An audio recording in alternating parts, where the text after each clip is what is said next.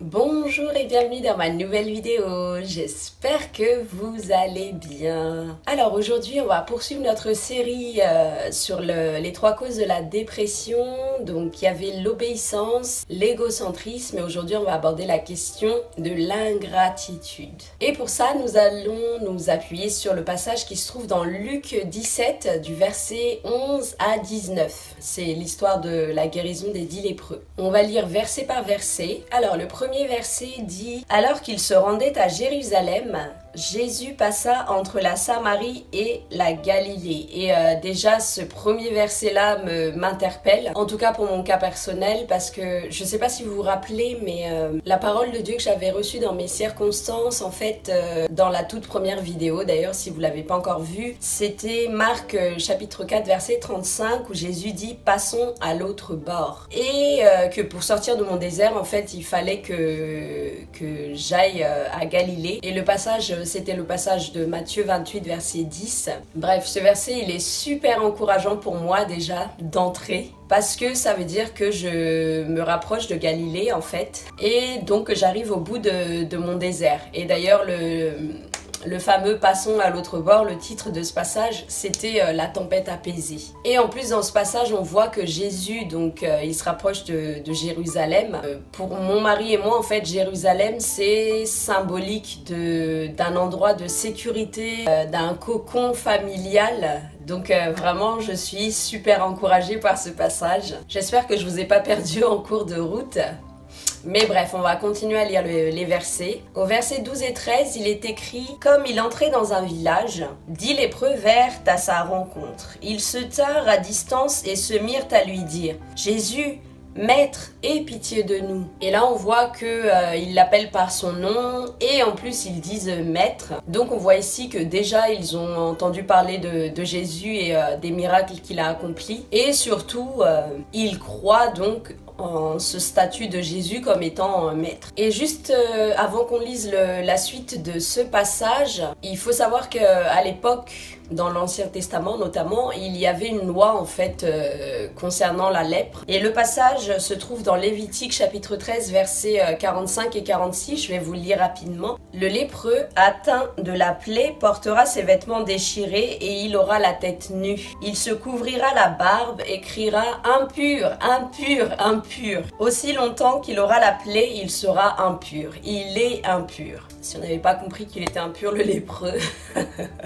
Il habitera seul, sa demeure sera hors du camp. Et en fait, c'est exactement le sentiment que j'avais en fait pendant que j'étais dans ce désert. Je me sentais, pas impure, mais je me sentais isolée, je me sentais seule, je me sentais incomprise. Ensuite, on va lire le verset 14 qui dit « Lorsqu'il les vit, Jésus leur dit « Allez vous montrer aux prêtres. » Pendant qu'ils allaient, ils furent guéris. Aux prêtres ou aux sacrificateurs, ça dépend des versions. Et pour info, toujours par rapport à cette loi, un prêtre ou un sacrificateur avait le rôle en fait de certifier, enfin de constater déjà que tu avais bien la lèpre et ensuite de certifier la guérison de la lèpre. Et pour revenir au verset 14, déjà je me serais dit personnellement, ouais d'accord, donc allez vous montrer aux prêtres. Ce verset-là, en fait, demande deux choses. Déjà l'obéissance et ensuite de saisir par la foi que la guérison allait se faire en cours de route. Parce que c'est ce qui est annoncé juste après d'ailleurs. Et c'est pas forcément précisé, mais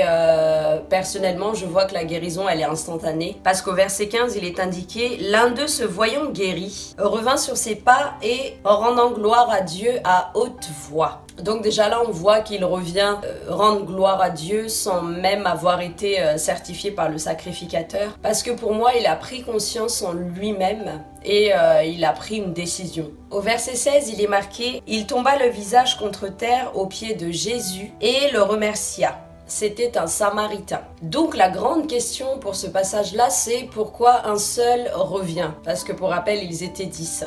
au départ. Déjà, la première chose que j'ai remarqué, c'est que c'est comme s'il désobéissait en fait. C'est pas qu'il désobéit parce qu'il il a quand même commencé à y aller. Donc on va plutôt dire qu'il casse l'ordre de Jésus en revenant de suite. Mais pour moi, c'est comme s'il a eu en fait un discernement. Je sais pas si ça vous est déjà arrivé, mais moi ça m'est déjà arrivé d'avoir un discernement et sans que je comprenne vraiment pourquoi en fait quand le Saint-Esprit me dit de dire ou de faire quelque chose, je le fais parce que j'ai eu un discernement. Et pour en revenir à la question de pourquoi un seul est revenu, ma réponse à moi c'est que les 9 autres en fait, ils étaient plus concentrés justement sur leurs circonstances, sur leur guérison que sur Jésus, contrairement aux Samaritains. Et c'est vrai qu'on a tendance à faire ça nous dans nos vies, c'est que quand il nous arrive des choses, que Dieu en fait nous en sort, on est plus concentré sur les circonstances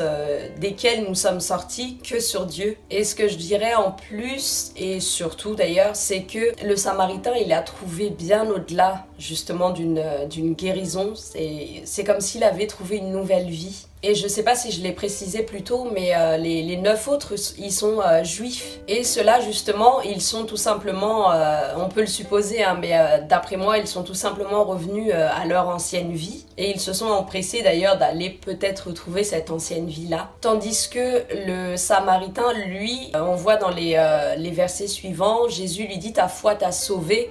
Donc moi, je vois là carrément vraiment un salut au-delà de la guérison. Et donc pour moi, la morale de l'histoire, c'est que si vous êtes dans un désert qu'on va appeler le désert de la lèpre, c'est-à-dire que c'est pas une conséquence d'un péché que vous avez commis ou d'un mauvais choix que vous avez fait, que vous n'avez rien fait de mal, en fait, c'est comme Jésus qui a été emmené dans le désert après son baptême. Tout comme le lépreux, en fait, il est normal de se sentir seul, de se sentir isolé, de se sentir incompris. Ça fait partie du désert. Je sais pas si vous êtes un Samaritain ou si vous êtes un Juif, si vous avez déjà entendu parler de Jésus et de ses miracles, ou si vous connaissiez déjà les Écritures. Quoi qu'il en soit, la question c'est est-ce que vous viendrez à Jésus avec foi, qu'il est le Maître et qu'il est le Seigneur des Seigneurs? Est-ce que vous obéiriez à ses instructions? Est-ce que vous saisirez avec foi sa parole concernant votre désert, concernant vos circonstances, vos difficultés?